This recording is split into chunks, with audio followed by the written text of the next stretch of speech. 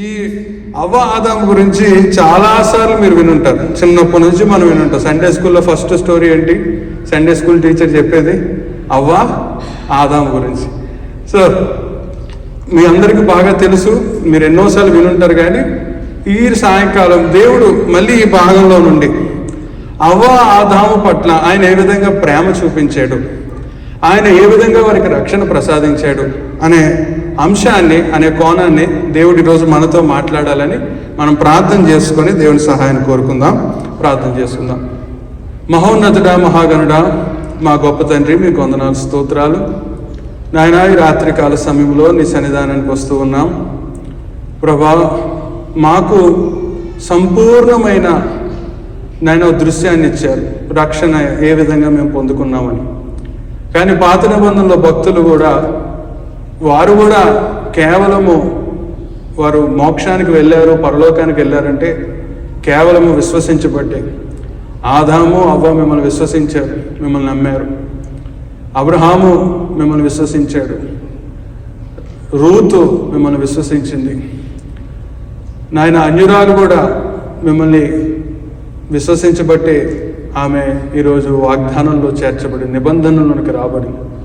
ప్రభా, ఈ కొద్ది నిమిషాలు ప్రభా అవ్వ ఆదాము జీవితాన్ని మేము ధ్యానిస్తుండగా మీ ఆత్మను మా మధ్య నుంచి మాతో మాట్లాడమని, నా సొంత మాటలు, నా సొంత ఆలోచనలు కాదు కానీ ప్రభా, మీ ఆత్మను మా మధ్య నుంచి మాతో మాట్లాడమని మీ సహాయాన్ని కోరుకుంటూ ప్రభా, నేను తగ్గాలి, మీరు హెచ్చాలి, మీ నామాన్ని గణపరచమని మా ప్రభు రక్షకుడైన యేసుక్రీస్తు నామములో ప్రార్థిస్తున్నాము తండ్రి, ఆమేన్.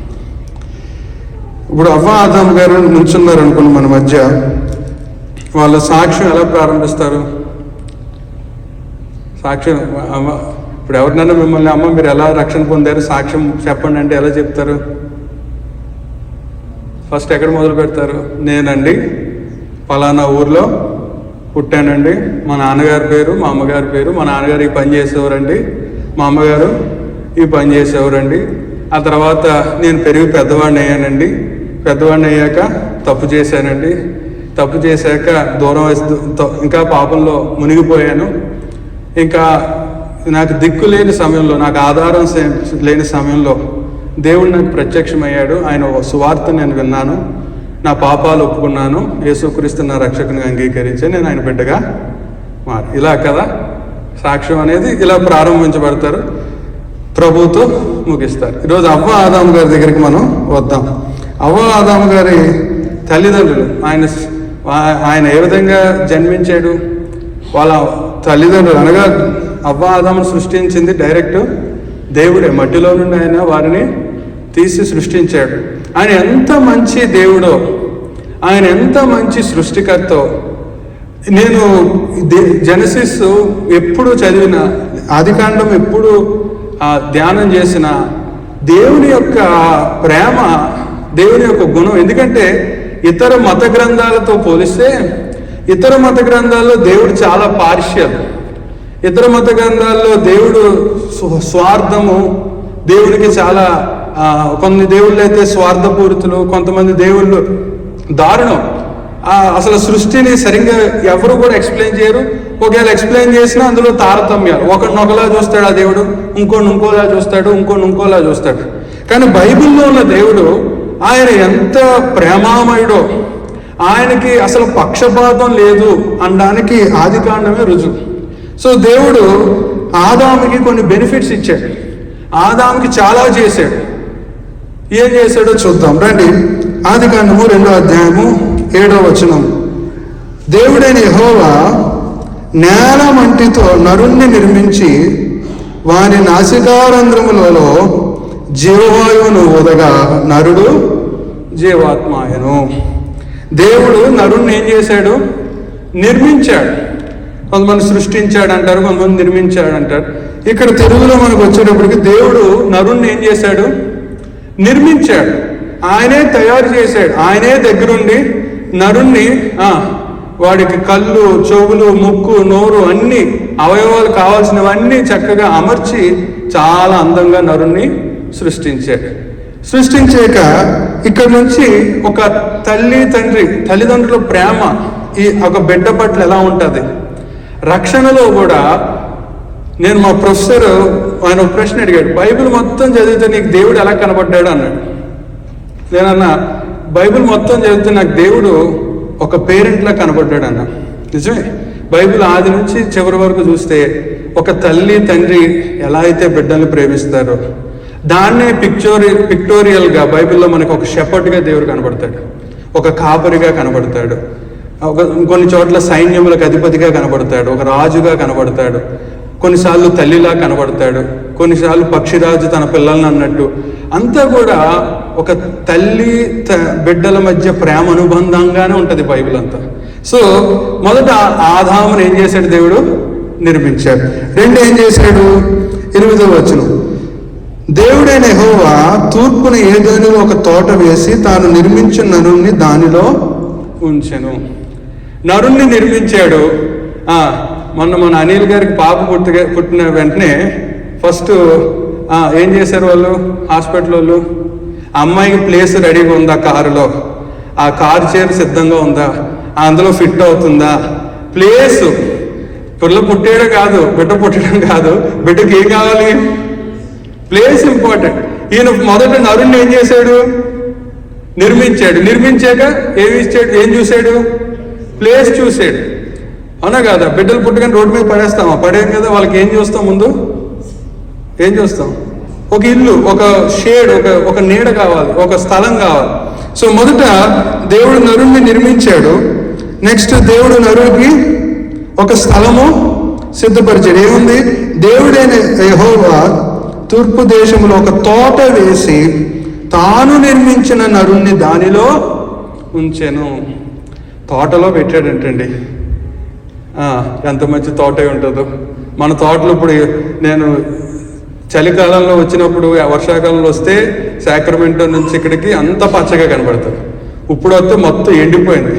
ఒక అగ్గిపుల్లు వేస్తే చాలు మొత్తం మంట మొదలైపోతుంది.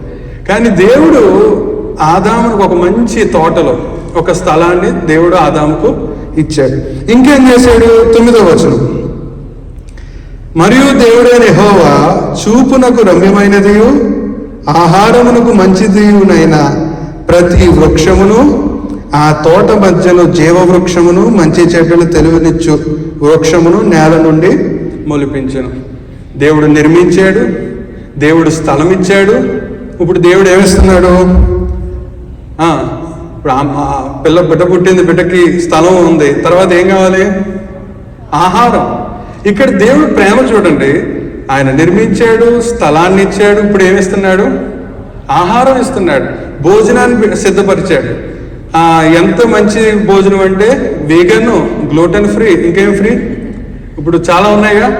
ద బెస్ట్ ఫుడ్, తోటలో ఏది అవసరమో, ఆదాముకి ఏది మంచి ఆరోగ్యమో శ్రేష్టమైన చెట్లు ఆదాముకి పెట్టాడు. ఇంకేం చేశాడు? దేవుడు స్థలం ఇచ్చాడు, ఆహారం ఇచ్చాడు. 10వ వచనం, మరియు ఆ తోటను తడుపుటకు ఏదేనులో నుండి ఒక నది బయలుదేరి అక్కడ నుండి చీలిపోయి 4 శాఖలైను. మనోడు ఒక కూలి పని ఏం చేయని అవసరం లేదు. దేవుడు ఆల్రెడీ అన్ని హాయిగా తిని కూర్చొని ప్రభువుని ఆరాధించాల్సిన పని మన అయ్యగారిది, మన పితరుడిది. ఏం చేశాడు చూద్దాం. కానీ దేవుడు ఆహారాన్ని పెట్టాడు. ఇప్పుడు ఏం పెట్టాడు? నీళ్ళని పెట్టాడు. మొత్తం ఈయన ఒకవేళ ఆ మూలకి వెళ్తే మళ్ళీ ఇంత దూరం రాకూడదని ఆ తోటకి 3 పక్కల ఏమిచ్చాడు? దేవుడు నీళ్ళు ఇచ్చాడు. అన్ని ఎక్కడ అంటే ఇప్పుడు మనకి ఎక్కడైనా ట్యాప్ ఉన్నట్టు ఆయనకి ఏ పక్కకి వెళ్ళినా కూడా తోటలో నీళ్లు, దాహం వేస్తే వెంటనే నీళ్ళు ఇచ్చాడు. ఆ తర్వాత ఏం చేశాడండి? 15వ వచనం, మరియు దేవుడు యెహోవా నరుని తీసుకొని ఏదేను తోటను సేద్యపరచుటకు దాన్ని కాచుటకును దానిలో ఉంచెను. దేవుడు నిర్మించాడు, దేవుడు ఆహారం ఇచ్చాడు, దేవుడు స్థలం ఇచ్చాడు, దేవుడు మంచినీళ్ళు ఇచ్చాడు. ఇప్పుడు దేవుడు ఏమిచ్చాడు? పని ఇచ్చాడు. మన తండ్రులకు కంపెనీలు లేవు, జాబ్ మన దగ్గర అయిపోగానే ఇప్పుడు పిల్లల పరిస్థితి చాలా దారుణంగా ఉంది, ఉద్యోగాలు లేక. కానీ దేవుడు ఆయన కంపెనీలోనే ఈయనకి ఏమిచ్చాడు? జాబ్ ఇచ్చేశాడు. ఎంత గొప్ప దేవుడో చూడండి. ఆయన కంపెనీలోనే, ఆయన తోటలోనే ఏం జాబు? మీరు అనుకుంటే సెక్యూరిటీ గార్డ్ అనుకోండి, పోనీ ఏదో ఒకటి. ఆ తోటను కాచే పని దేవుడు అతనికి ఇచ్చాడు. అలాగే ఆ తోటను చూసుకునే పని ఇచ్చాడు, సేద్యం చేసే పని ఇచ్చాడు, వ్యవసాయం చేసే పని ఇచ్చాడు. మంచి పని దేవుడు అతనికి ఇచ్చాడు. సో పని కూడా దేవుడు ఇవ్వడం జరిగింది.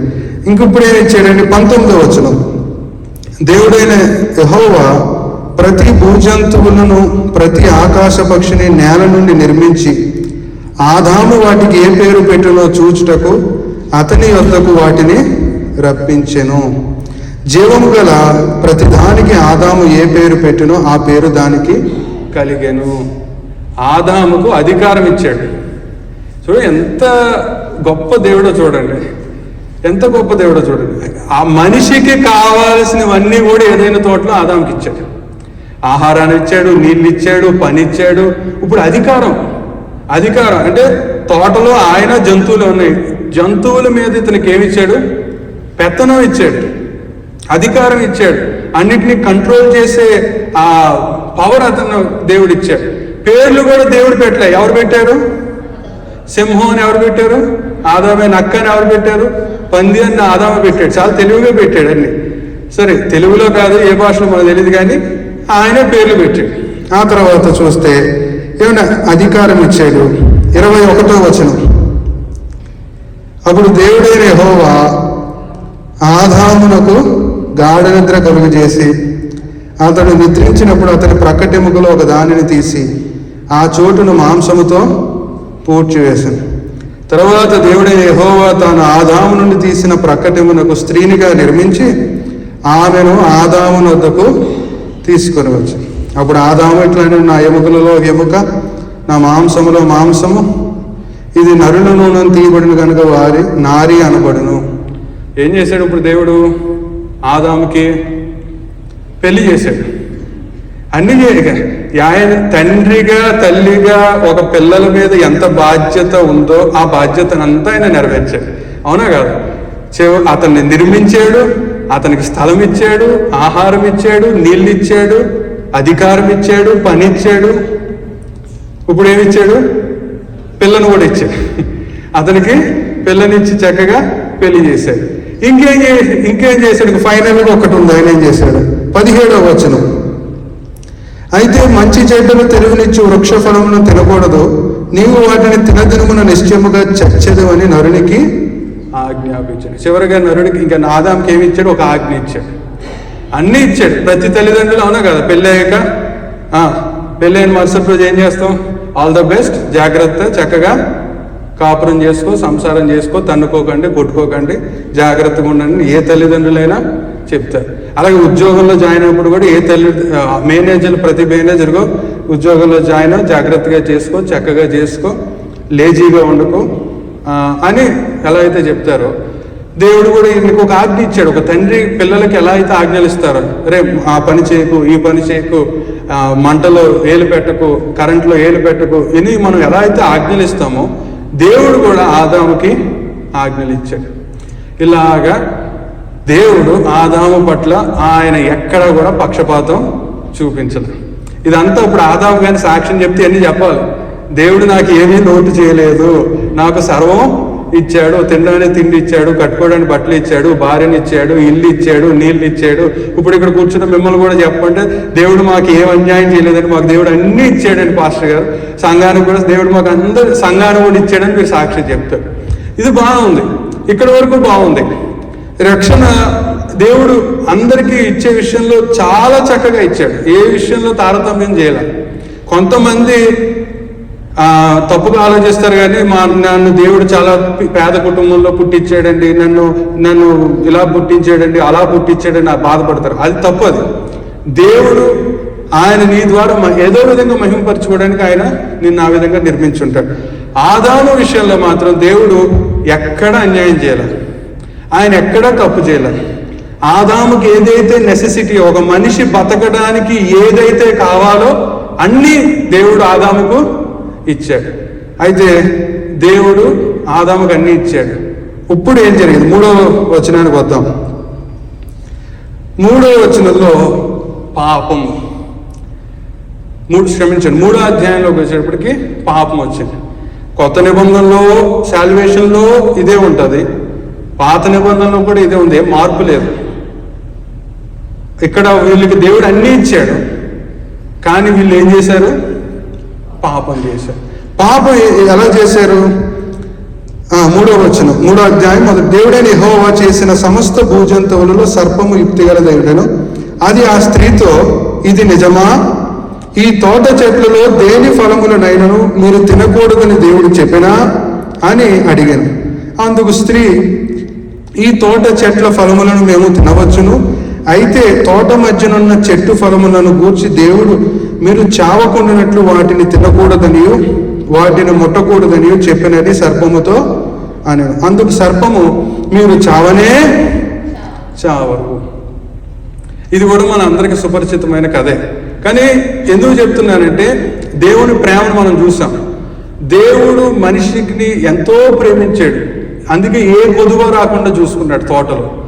కానీ పాపము శోధన వారి మధ్యకు వచ్చినప్పుడు వీళ్ళు పాపంలో పడిపోయారు. పాపంలో ఎలా పడ్డారు చూడండి. ఎంత ఈ పాపము, నేను అంటే ఒక హెచ్చరికగా చెప్తున్నా, పాపము మీ దగ్గరికి చాలా ఏదో క్యాన్సర్ రోగం మీ ముందుకు రాదు. సిగరెట్ ముందు వస్తుందా, క్యాన్సర్ ముందు వస్తుందా? సిగరెట్ ముందు వస్తుంది. సిగరెట్ కాలిస్తే ఉందరా, అయ్యి బాబోయ్ అసలు ఎంత మనశ్శాంతి ఉంటుందో, సిగరెట్ కాలిస్తే ప్రశాంతత వస్తుంది, సిగరెట్ కాలిస్తే కానీ నాకు అన్నం అరగదంటారు కొంతమంది. సో అలా ఈ విని విని ఇప్పుడు ఈడేం చేస్తాడు, ట్రై చేయాలనుకుంటాడు. అప్పుడు ట్రై చేసిన వెంటనే కీమోథెరపీ తీసుకున్నప్పుడు బాధపడతాడు. కీమోథెరపీ తీసుకొని ఆ అల్ట్రా రేసు అదొక అందులోకి వెళ్ళగానే మనిషి వాంతులయ్యి ఆ రోజు బాధపడతాడు. అయ్యో నేను ఎందుకు సిగరెట్ చెప్పుడు మాటలు విన్నానని. పాపం కూడా అంతే. ఈ అవ్వమ్మ దగ్గరికి పాపం భయంకరంగా వచ్చిందా? నువ్వు చచ్చిపోతావు అన్నట్టుగా వచ్చిందా? చావనే అసలు చూడండి, మొదటి వచనంలో ఎంత చక్కగా మాట్లాడుతుందో. ఇది నిజమా అని అడుగుతుంది. అపవాది అప్పుడు ఉన్నాడు, ఇప్పుడు ఉన్నాడు. కానీ అప్పటికి ఇప్పటికి డిఫరెన్స్ ఏంటంటే వాడికి 6000 years ఎక్స్పీరియన్స్ ఉంది. ఎన్ని సంవత్సరాల ఎక్స్పీరియన్స్ ఉంది? అప్పుడు వాడికి ఎక్స్పీరియన్స్ లేదు. ఒక ట్రైల్ వేసాడు, ఆ ట్రైల్లో పడిపోయారు ఎవరు, అవ్వ ఆదాము. ఇప్పుడు వాడికి 6000 years ఎక్స్పీరియన్స్ ఉంది. ఇంకెంత జాగ్రత్తగా ఉండాలి మనం ఆలోచించు. అయితే అవ్వమ్మ దగ్గరికి వచ్చి ఏముంది, ఇది నిజమా? ఏమి తెలియనట్టు, ఏమి ఎరగనట్టు, అసలు అయ్య బాబాయ్ చూడండి ఎంత చక్కగా, ఇది నిజమా? ఈ తోట చెట్లలో దేని ఫలమునైనను మీరు తినకూడదని దేవుడు చెప్పినా అని అడిగాను. ఏమీ తెలియనట్టు అడిగి 4వ వచనంలో ఏముంటుంది? 5వ వచనంలో, 4వ వచనంలో, మొదటి వచనంలోనేమో ఏంటిది నిజమా, మీరు ఏమైనా తినకూడదా, ఏది తెలియనట్టు అడిగింది. 4వ వచనంలో ఏముంటుంది చూడండి, మీరు చావనే చావరు, ఏలైనగా మీరు వాటిని తినదనమున మీ కన్నులు తెరవబడిననియు మీరు మంచి చెడ్డలను ఎరుగున వారే దేవదూతుల వలె ఉందురనియు దేవునికి తెలియనని స్త్రీతో చెప్పగా.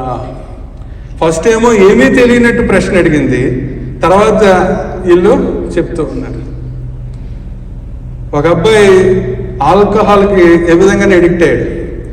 అరే బీరా, అయ్య బాబోయ్ తాగచ్చా అంటే, అవునరా తాగకూడదంటే మా ఇంట్లో తాగొద్దు అన్నారు, ఆల్కహాల్ అన్నాడు. ఆ తర్వాత మళ్ళీ వాడు వచ్చాడంటే, నీకు విషయం తెలుసా, బీరా అనే ఈడని మళ్ళీ 2 నిమిషాల తర్వాత వచ్చి బీర్ తాగితే తెల్లగా అవుతాడు తెలుసా నీకు ఆ విషయం. చూడండి, ఇది తప్పు అని చెప్తున్నాడు. సాతాను సులువుగా చిక్కులు పెట్టి, సాతాను దుత్తునల్లో దేవుడు సులువుగా చిక్కులు పెట్టేస్తుంది. ఎలా పెడుతుందో తెలియదు. ఈ అవ్వ ఆదాము రోజు దేవుడితో నడిచేవాళ్ళే, సాయంత్రం అయితే చల్లపూట వేళ దేవుడిని చూసేవాళ్ళే, దేవునితో మాట్లాడేవాళ్ళే, సహవాసం కలిగి ఉన్న వాళ్ళే. అయితే సులువుగా చిక్కులు పెట్టేశాడు.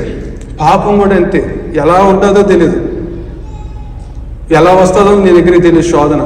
అందుకే పరలోక ప్రార్థనలో ఒక one of the important prayer request దేవుడు ఏం పెట్టాడు, మమ్మల్ని శోధనలో ప్రవేశింపకున్నట్లు మమ్మల్ని తప్పించండి ప్రభువా అని మనం ప్రార్థన చేయాలి. ఎంతమంది పాపం మాకు శోధన రాకూడదని ప్రార్థన చేస్తున్నారు? కొన్నిసార్లు కొంతమంది సేవకుల చరిత్ర మేము చదువుతున్నప్పుడు బాధ వేస్తుంది.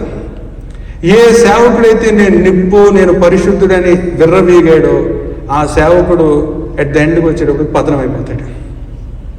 అసలు మేము ఎంత జాగ్రత్తగా ఉండాలంటే, మేమనే కాదు, విశ్వాసులైన మీరు కూడా చాలా జాగ్రత్తగా మనం బ్రతకాలి. మనం విర్రవీగిపోయి మేము పరిశుద్ధుని, నేను పవిత్రుని అనుకున్న రోజులు పడిపోతాం.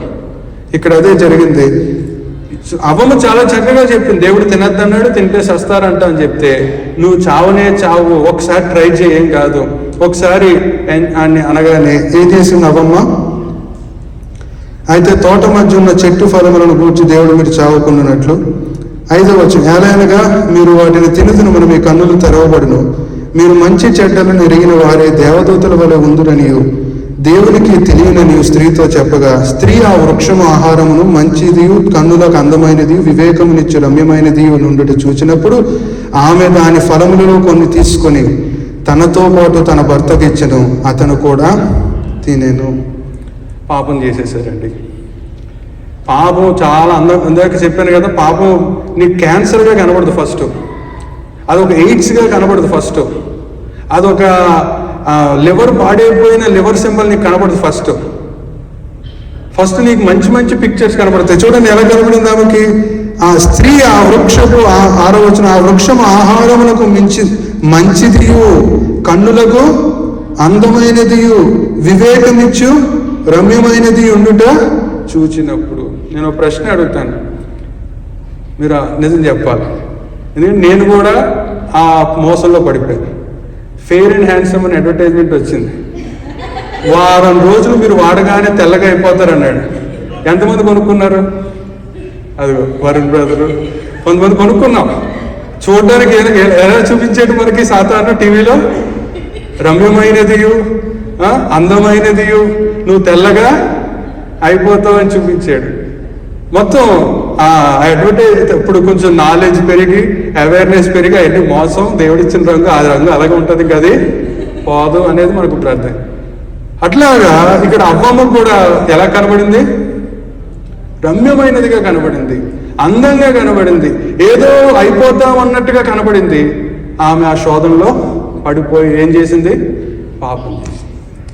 పాపం ఎప్పుడు అంతే, చాలా అందంగా అడ్వర్టైజ్మెంట్గా కనబడుతుంది. ఏదో అయిపోతావు, నువ్వు తెల్లగా అయిపోతావు, నువ్వు ఎలగోలగా అయిపోతావు, గొప్పోడు అయిపోతావు, డబ్బున్నవాడు అయిపోతావు, నిన్ను మించినోడు ఉండడు అన్నట్టుగా నీకు అడ్వర్టైజ్మెంట్ ఇస్తుంది.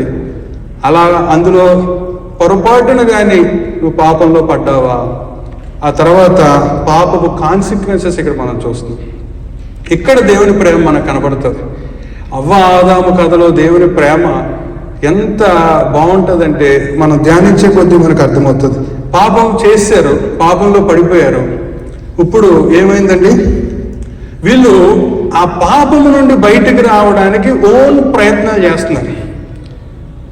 వాళ్ళు ఏం ప్రయత్నాలు చేశారో చూద్దాం.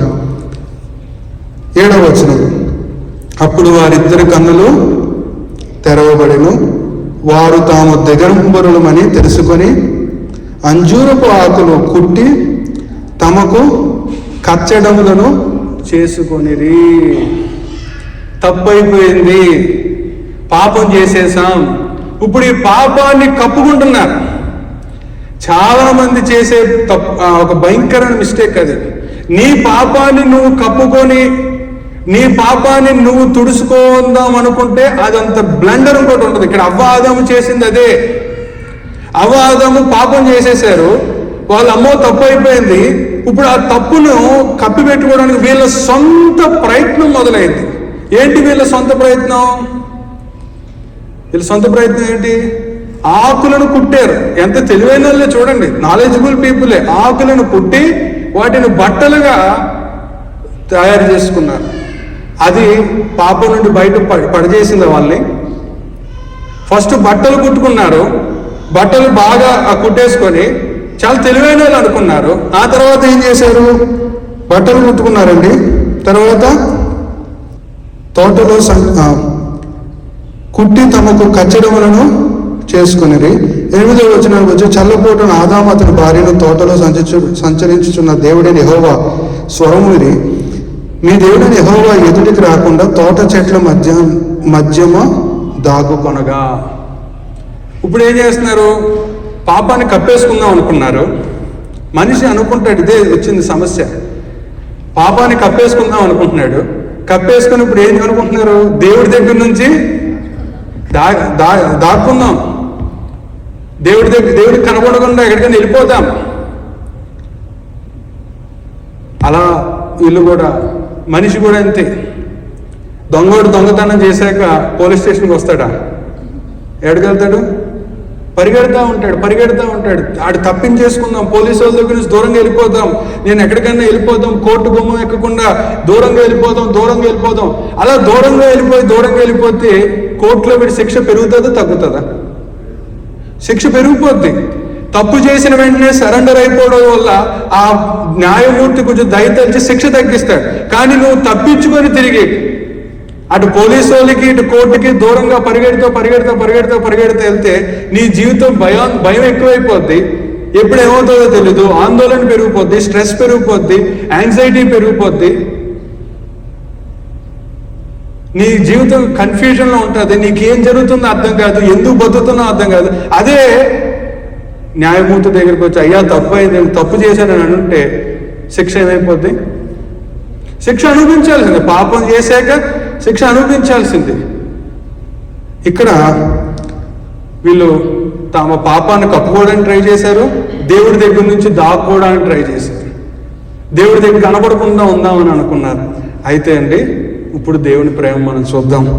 వాళ్ళు అలా దాక్కున్నప్పుడు 9వ వచనంలో దేవుడైన యెహోవా ఆదామును పిలిచి నీవెక్కడున్నావని నేను పాపం అనే కాన్సెప్ట్ ఒక పాత నిబంధనలో కూడా ఉందని చెప్పడానికి ఈ విషయం చెప్తున్నా. పాపము ఉంది, దేవుని ప్రేమ కూడా ఉంది ఇక్కడ. ఇప్పుడు వాస్తవానికి దేవుడు 2వ అధ్యాయంలో 17వ వచనంలో ఏమన్నాడు? నీవు వాటిని తినుదినమున నిశ్చయముగా చచ్చదము అని అన్నాడు. కానీ ఇంకా చావలేదు. ఇక్కడే దేవుడి వరకు ఒక అవకాశాన్ని ఇస్తున్నాడు. ఆదాముకు తెలియదా దేవుడు ఎక్కడ దాక్కున్నాడు? ఆదాము తెలియదంటే దేవుడు ఎక్కడ దాక్కున్నాడు తెలుసు. కానీ దేవుడు ఒక అవకాశాన్ని ఇస్తున్నాడు. ఎందుకు ఇస్తున్నాడు? ఆదాము వచ్చి తన తప్పు ఒప్పుకుంటే క్షమిద్దామని పిలుస్తున్నాడు. లేకపోతే ఇప్పుడు ఆదాము ఒక అవకాశం ఇస్తున్నాడు. ఆదామా నువ్వు ఎక్కడా అంటే ఆదాము ఏమంటున్నాడు? ఆయన తెలుసు ఆదాము ఎక్కడున్నాడు. ఆదాము దాక్కున్నాడని తెలుసు, ఆదాము తిన్నాడని తెలుసు. నువ్వు ఏ తప్పు చేసావో దేవుడికి తెలుసు, నువ్వు ఏ పాపంలో ఉన్నావో దేవుడికి తెలుసు, నువ్వు ఎలా దేవుడి నుంచి తప్పించుకుంటున్నావో దేవుడికి తెలుసు. కానీ దేవుడు ఒక అవకాశాన్ని ఇస్తున్నాడు. అక్కడ చూడండి ఆ మాటలో, ఆదామా నువ్వు ఎక్కడ? మన అమ్మా నాన్నకి తప్పు చేయకుండా మనం తప్పించుకుంటాం. కానీ ఈయన ఎలాంటి తండ్రి అంటే ఈయనకి నువ్వు తప్పు చేసావని తెలుసు, మన అమ్మ నాన్న ఆయన డాడీ పర్సులో నుంచి 100 రూపాయలు తీసేసుకొని పారిపోయావు అనుకో, డాడీ తెలిస్తే ఎలా వస్తాడు? కర్ర తీసుకొని వస్తాడు, బెల్ట్ తీసుకొని వస్తాడు, నా పాకెట్లో డబ్బులు తీసుకొని చిత్ర కొట్టడానికి వస్తాడు. ఇక్కడ ఈ ప్రేమ చూడండి, నిజంగా ఏదైనా తోటలోనే దేవుడి ప్రేమ మనకు కనబడుతుంది. ఇక్కడ ఈ ప్రేమ చూడండి. ఈ ప్రేమ ఎక్కడైనా ఉంటుందా? చేయొద్దన్న పని అన్ని ఇచ్చాడు. ఈ కొడుక్కి ఇబ్బంది ఏది లేదు. ఇల్లు ఇచ్చాడు, వాకిలు ఇచ్చాడు, ఆహారం ఇచ్చాడు, తిండి ఇచ్చాడు, భార్యని ఇచ్చాడు, అన్ని ఇచ్చాడు, పని ఇచ్చాడు. అన్ని ఇచ్చి ఈ కొడుకు తప్పు చేస్తే ఈ తండ్రి ఎలా వచ్చాడు? ఈ తండ్రి అదమ్మా ఎక్కడున్నావు? ఈ రాత్రి దేవుడు చాలా మందిని అలాగే పిలుస్తున్నాడు.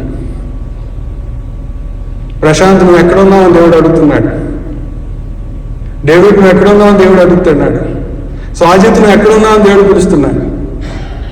దేవుడు అందరినీ ప్రేమతో పిలుస్తున్నాడు. ఒక అవకాశం ఇద్దామని నీకు. ఎందుకు? నువ్వు వచ్చి నీ తప్పు ఒప్పుకొని, నీ పాపాలు ఒప్పుకొని, నేను చేసిన తప్పు ప్రభు అని ప్రభు దగ్గర క్షమాపణ కోరుతామని ఆయన అవకాశం ఇస్తున్నాడు. దేవుడు మహాకృపను బట్టి నిజంగా ఆదాము తెలుసు ఈ తండ్రి ప్రేమ. ఎందుకంటే ఆదాము నాన్న ఎప్పుడు అతను కొట్టలేదు, పాపం భయపడుతున్నాడు. నాన్నను మొదటిసారి తప్పు చేశానని భయపడుతూనే ఆదామా నువ్వు ఎక్కడ ఉన్నావు ఆదామా అంటే నోరుప్పి అంటున్నాడు. చూడండి 11వ వచనం. అందుకు అతడు, నేను తోటలో నీ స్వరము వినినప్పుడు దిగంబరిగా నుంటిని కనుక భయపడి దాగుకుంటుని నేను దాక్కున్నాను అని అన్నాడు. అప్పుడు ఆయనకు మళ్ళీ చూడండి, మళ్ళీ ఆయన ఎందుకు దాక్కున్నాడో దేవుడు తెలీదా? మళ్ళీ చూడండి ఏమంటున్నాడు. అందుకు ఆయన, నువ్వు దిగంబరు అని నీకు తెలిపిన వాడెవడు? నీవు తినకూడలేదని నేను నీకు ఆజ్ఞాపించిన వృక్ష ఫలము తింటివా అని అడిగాను. అందుకు ఆదాము, నాతో నుండుటకు నీవు నాకు ఇచ్చిన ఈ స్త్రీ ఆ వృక్ష ఫలము కొని నాకు ఇయ్యగా నేను తింటినాను. దేవుడు నువ్వు పాపం చేసినప్పుడు ఎప్పుడైనా గుర్తుపెట్టుకో, ఆయన స్వరం నీకు వినబడతా ఉంటుంది. ఆ స్వరం విని నువ్వు వచ్చి నీ పాపాన్ని ఒప్పుకుంటానికి, క్షమించడానికి సిద్ధంగా ఉన్నాడు. ఆదాము తప్పు చేశాడు, భయపడుతున్నాడు, దాక్కున్నాడు, తన పాపాన్ని తను కప్పేసుకుందాం అనుకున్నాడు. కానీ అది అలా కాదని తెలియదు, పాపం తెలియదు. అప్పుడు దేవుడు ఆదాముని మళ్ళీ అడుగుతున్నప్పుడు ఆదాము వచ్చాడు, ముందుకు వచ్చాడు. ఈరోజు కావాల్సింది అదే. దేవుడు నీ పాపము నుండి నేను పిలుస్తున్నప్పుడు, నీ పాప జీవితము నుండి నిన్ను ఆయన పదే పదే నా దగ్గరికి రా, నువ్వు ఎక్కడున్నావు నా దగ్గరికి రా ఆయన పిలుస్తున్నప్పుడు ఆయన స్వరానికి నువ్వేం చేయాలి? లోపడాలి. ఇక్కడ ఆదాము చేసిన ఒక గొప్ప పని ఏంటంటే ముందుకు వచ్చాడు. నేను చేసిన తప్పు అని. అయితే అతని కన్ఫెషన్ సరిగ్గా తెలియక ఎవరి మీద పెట్టాడు? భార్య మీద పెట్టాడు. అట్లా కాదు, అది సరైన కన్ఫెషన్ కాదు. కానీ బట్ అతని ఆ టైంలో ఎవరు లేరు, పాస్టర్ గారు లేరు, ఎవరు లేరు. కానీ తనకు తెలిసి తెలియక తన తప్పును మాత్రం ఒప్పుకున్నాడు. అయితే భార్య మీద నెపం వేసాడు అనుకోండి, కానీ ఇది కావాలి. నువ్వు పాపం చేసినప్పుడు ప్రభువు దగ్గరికి వచ్చి ఒప్పుకోవాలి. అతను ఒప్పుకున్నాడు లేదు అతని పాపాన్ని. అందుకు ఆదాము 12 వచనంలో 3:12, నాతో నుండుటకు నీవు నాకు ఇచ్చిన ఈ స్త్రీయే ఆ వృక్ష ఫలములు కొని నాకు ఇయ్యగా నేను తింటున్నాను. అందుకు దేవుడైన యెహోవా స్త్రీతో, చూడండి ఇక్కడ గాడ్లీ హెవెన్లీ పేరెంట్ యొక్క క్యారెక్టర్ చూడండి. ఇప్పుడు మన ఇంట్లో ఏదైనా పిల్లలు తప్పు చేశారనుకో, డాడీ కొట్టడానికి వస్తాడు. ఫస్ట్ వచ్చినప్పుడు డాడీ నేను కాదు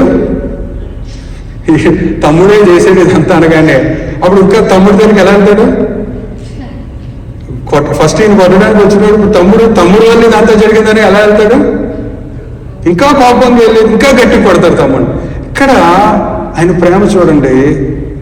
అంటే ఆడపిల్లల గౌరవం చాలా చాలా ఫిలాసఫీస్ వచ్చాయి. కానీ ఇక్కడ మనం ఎప్పుడు ఆ పాపాత్మురాలే స్త్రీ గురించి న్యూ టెస్ట్మెంట్ లో మాట్లాడతాం, కానీ అసలు మనందరికీ ఈ స్థితిని తీసుకొచ్చిన అవ్వమ్మ విషయంలో మాత్రం దేవుడు యెహోవా స్త్రీతో, నీ చేసినది ఏమిటని అడుగుగా, సర్పము నన్ను మోసపుచ్చినందున తింటున్నా నేను. అందుకు దేవుడైన యెహోవా సర్పముతో, గమనించండి అక్కడ స్త్రీ విషయంలో కూడా ఆయన ప్రేమ చూపించాడు. చంపేలేదు, స్త్రీని కూడా అడిగాడు, నువ్వు తప్పు చేసావా, ఏంటి నువ్వు చేసిందంటే ఆమె కూడా తన పాపాన్ని ఒప్పుకుంది. See the confession is important.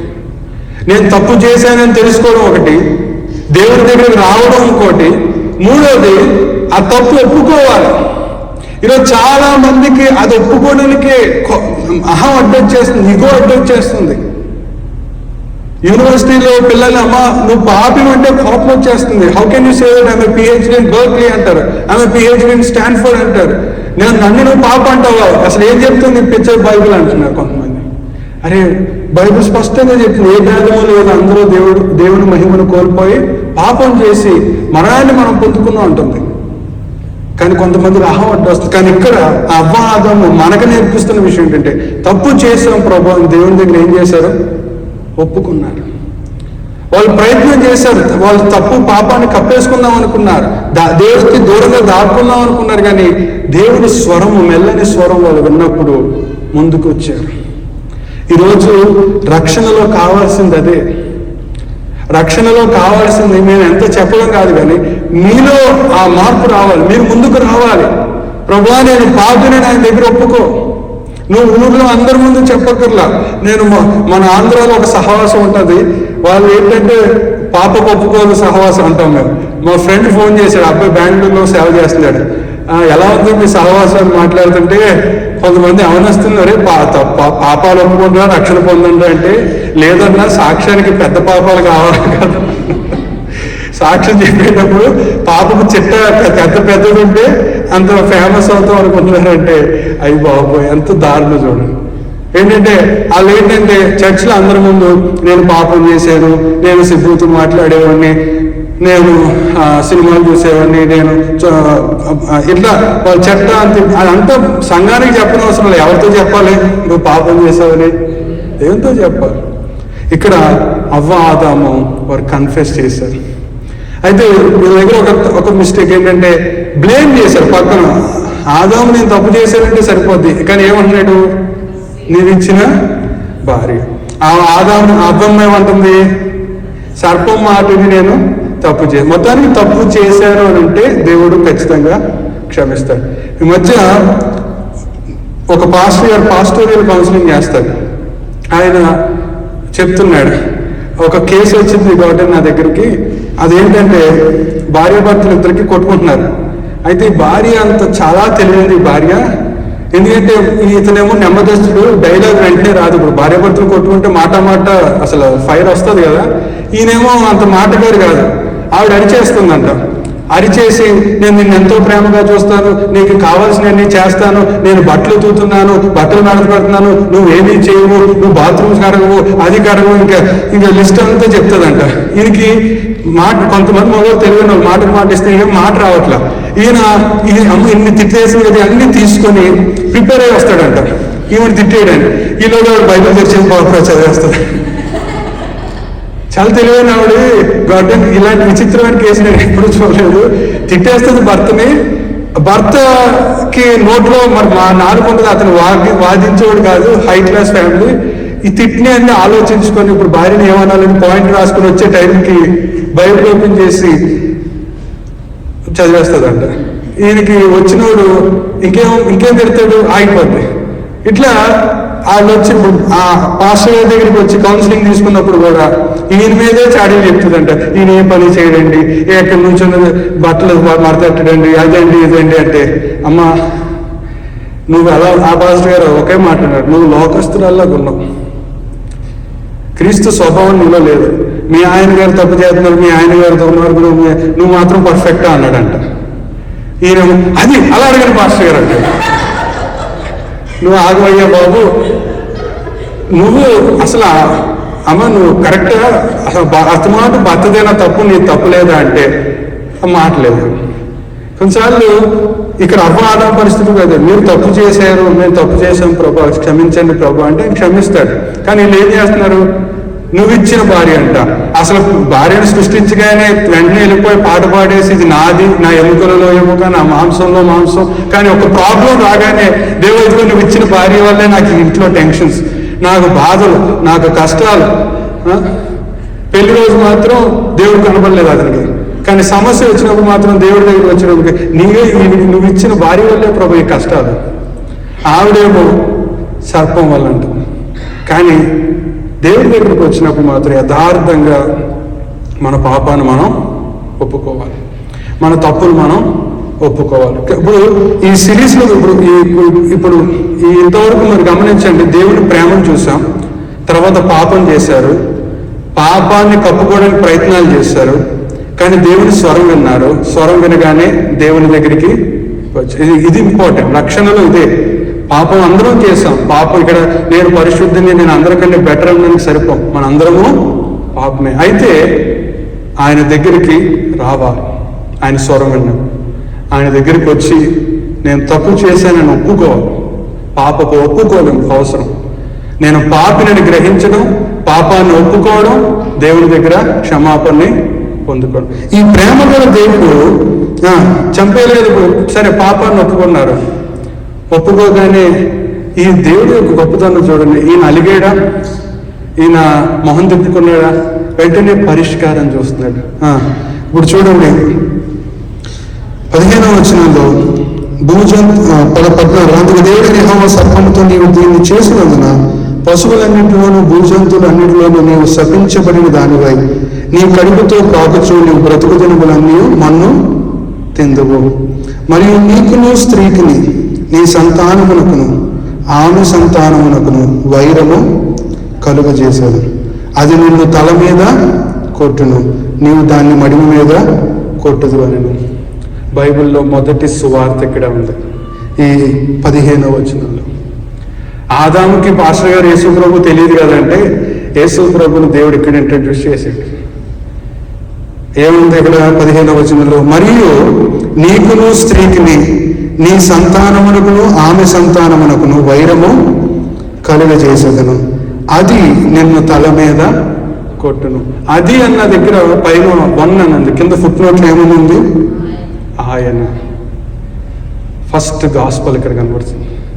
స్త్రీ నుండి ఎవరు పుట్టారు ఈ ప్రపంచం అంతట్లో మనం చూస్తే? మనందరం పురుషుని ద్వారా పుట్టాం, కానీ స్త్రీ ద్వారా పుట్టిన వాడు మన ప్రభు అయిన యేసుక్రీస్తు. ఆయన కన్యక గర్భాన జన్మించాడు. ఆయన సాతాను తలను ఎక్కడ పగలగొట్టాడు? ఎక్కడ పగలగొట్టాడు? సిలువలో పగలగొట్టాడు. అయితే గమనించండి, అక్కడ మనకి సిలువ కనబడింది, క్రీస్తు కనబడ్డాడు. ఇప్పుడు ఒకసారి 21వ వచనానికి వద్దాం. దేవుడైన యెహోవా ఆదామునకును అతని భార్యకును చర్మపు చొక్కాయలను చేయించి వారికి తొడిగించెను. రక్షణలో న్యూ టెస్ట్మెంట్లో గాస్పల్లోని, ఓల్డ్ టెస్ట్మెంట్లో గాస్పల్లో కూడా వీ నీడ్ ఎ సేవియర్. తర్వాత ఏం కావాలి? వీ నీడ్ బ్లడ్, రక్తం కావాలి. ఇక్కడ 21వ వచనంలో చూడండి, దేవుడైన యెహోవా ఆదామునకును అతని భార్యకును చర్మపు చొక్కాయలను చేయించి. లెదర్ అనేది ఎక్కడి నుండి వస్తుంది? యానిమల్ నుండి వస్తుంది. ఆ చర్మపు చొక్కా అంటే ఆయన అక్కడ ఒక రక్తాన్ని చిందించి ఆ లెదర్, తద్వారా వచ్చిన డ్రెస్ని వాళ్ళకి కుట్టి వీళ్ళకి తొడిగాడు. ఇది చాలా ఇప్పుడు వీళ్ళు ఇక్కడ ఒక విషయం గమనించండి, వాళ్ళు పాపం చేసినప్పుడు వాళ్ళ పాపాన్ని కప్పుకుందామని వాళ్ళు ఏం చేశారు? ఆకులతో ట్రై చేశారు.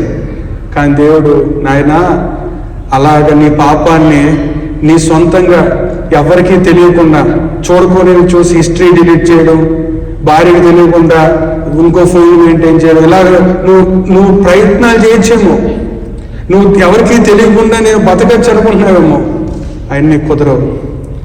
నువ్వు నీ పాపాలు పోవాలంటే రక్తము చిందించబడు. ఇక్కడ 21వ వచనంలో దేవుడు మొదటిసారి అక్కడ ఆ ఏదైనా తోటలో రక్తం చిందించబడి. అయితే పాస్టర్ గారు డీటెయిల్గా లేదుగా, మీరు అలా చెప్తున్నారంటే మరి లెదర్ ఎలా వస్తుంది? దేవుడు ఇవ్వగలరు అనుకోండి, but there is a picture of salvation. అక్కడ రక్తం చిందించబడింది, తద్వారా వచ్చిన ఆ బట్టలు దేవుడు వారికి కప్పాడు. వారి పాపం ఇప్పుడు ఏమైంది? కప్పబడి. అయితే పాపం వల్ల వారు దేవుడు దూరస్తులయ్యారు. ఏదైనా తోట నుండి వారు బయటికి వెళ్ళారు, కానీ అవ్వ ఆదాము మాత్రం దేవుడిని సేవించారు అనడానికి ఇప్పుడు మనకు 4వ అధ్యాయానికి వద్దాం. 4వ అధ్యాయంలో ఆదాము తన భార్య అయిన అవ్వను కూడినప్పుడు ఆమె గర్భవతి అయి కయ్యను కని, యెహోవా దయవలన నేను ఒక మనుష్యుణ్ణి సంపాదించుకొనెను. యెహోవా దయవలన నేను మనుష్యుణ్ణి సంపాదించుకొనెను. గమనించండి, ఇదే పిక్చర్ ఆఫ్ సాల్వేషన్. ఆది కాండంలో 1వ అధ్యాయంలోనే మనకి రక్షణ మనకు కనబడుతుంది. దేవుడు సృష్టించాడు, పాపం చేశారు. అయితే వారు పాపాన్ని దేవుని దగ్గర ఒప్పుకున్నారు. ఒప్పుకున్నప్పుడు వారికి ఎవరు కనబడ్డాడు? ఒక దేవుని మాట వినబడింది. ఏమిటది? స్త్రీ నుండి పుట్టిన అతను నిన్ను తల మీద కొట్టును. అక్కడ ఒక సేవియర్ కనబడ్డాడు. ఆ తర్వాత ఆ సేవియర్ బ్లడ్ కనబడింది. ఆ తర్వాత అవ్వమ్మ యెహోవా దయవలన నేను ఒక మనుష్యుణ్ణి సంపాదించుకున్నాను. తర్వాత ఆమె అతన్ని తమ్ముడు హేబేలును కనడం. కాబట్టి దేవుని బిడ్డలారా, పాత నిబంధనలో ఉన్న రక్షణ మనం చూస్తూ ఉన్నాం. అవ్వ ఆదాముకే ఏదైతే సువార్త, నీకు నాకు అదే సువార్త. అయితే ఆదాముకు స్పష్టంగా తెలియకపోవచ్చు. ఒక భక్తుడు భలే ఉన్నాడు, old testament is credit card, new testament is debit card అని. క్రెడిట్ కార్డ్ నీ ఎంత తీస్తానో తెలియదు, అన్లిమిటెడ్ తీసేసుకుంటూ ఉంటాడు డబ్బులు. కానీ డెబిట్లో నీకు ఎంత ఉందో తెలుసు, ఎలా ఖర్చు పెడుతుందో తెలుసు, ఎలా వచ్చిందో తెలుసు, శాలరీ ఎప్పుడు పడుతుందో తెలుసు, ఎన్ని నీకు తెలుసు. కానీ క్రెడిట్ కార్డ్ అలా కాదు, వాడు కార్డు ఇస్తాడు, you need to pay it later అన్నట్టు. వాళ్ళు సిలువలో ఉన్న యేసు ప్రభు వారి కొరకు కూడా చనిపోయాడు పాత నిబంధన భక్తుల కోసం. అయితే వాళ్ళకి అది స్పష్టంగా కనపడలేదు, అది ఒక క్రెడిట్ కార్డ్ లాగా. వాళ్ళకు కొంచెమే తెలుసు. దీని ఏమంటారంటే ప్రోగ్రెసివ్ రెవల్యూషన్ అంటారు. దేవుడు ఒక్కొక్కరికి ఒక్కొక్క రెవల్యూషన్. ఇక్కడ ఆదాముకు ఆ రోజే సువార్త చెప్పాడు. అది అతను ఏమనుంది, అది నిన్ను తల మీద కొట్టును, అది నిన్ను తల మీద అది నమ్మాడు, అది విశ్వసించాడు ఆదాము. This is what we need. ఆదాము కూడా అది విశ్వసించాడు కాబట్టి ఆ తర్వాత మనం చూస్తాం వాళ్ళు దేవుని తోటలో నుండి బయటకు వెళ్ళిపోయినా కూడా they are still enjoying the mercy of Jehovah. Jehovah దయ వలన నేను ఇతన్ని పొందుకున్నాను అన్నారు. కాబట్టి దేవుని బిడ్డలారా, ఈ రాత్రికాల సమయంలో అవ్వ ఆదాము కథలో మనము దేవుని ప్రేమను చూసాం, పాపాన్ని చూసాం, పాప పర్యవసానాన్ని చూసాం, పాపకు ఒప్పుకోలను చూసాం, విమోచనను కూడా మనం చూసాం. ఈరోజు ఆ రోజు అవ్వ ఆదాము వారు పాపాన్ని ఒప్పుకున్నారు. దేవుడు పిలిచినప్పుడు ఆదామా నువ్వు ఎక్కడా అంటే ఆదాము మౌనంగా లేడు. ఆదాము ఇంకా దూరంగా వెళ్ళలేదు.